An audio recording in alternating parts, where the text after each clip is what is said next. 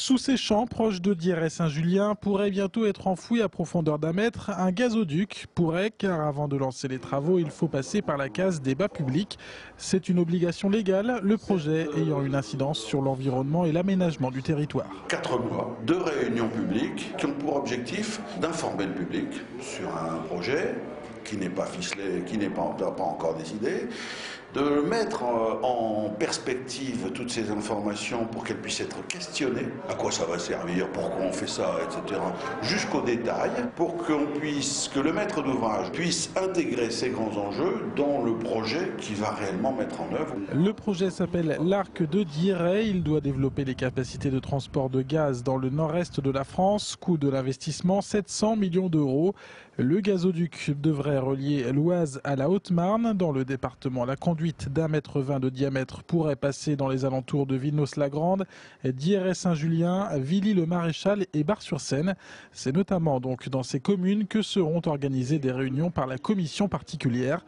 Le but sera tout de même de rester constructif. Le fait qu'on puisse apprécier au fond les différentes raisons de ce projet font que même s'il se réalise et que tout le monde n'est pas d'accord, ceux qui ne sont pas d'accord comprennent les raisons de sa réalisation. La commission indépendante sur le projet Arc de Dieppe est composée de 6 membres choisis pour leurs compétences dans le domaine.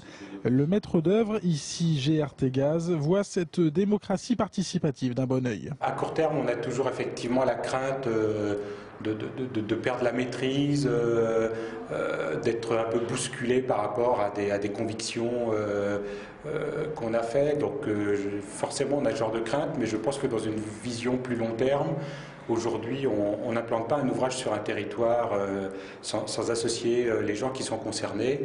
Et c'est la garantie d'une qualité d'écoute et de dialogue. D'ici janvier, 19 réunions publiques vont être organisées. La commission rendra ensuite un compte-rendu des débats.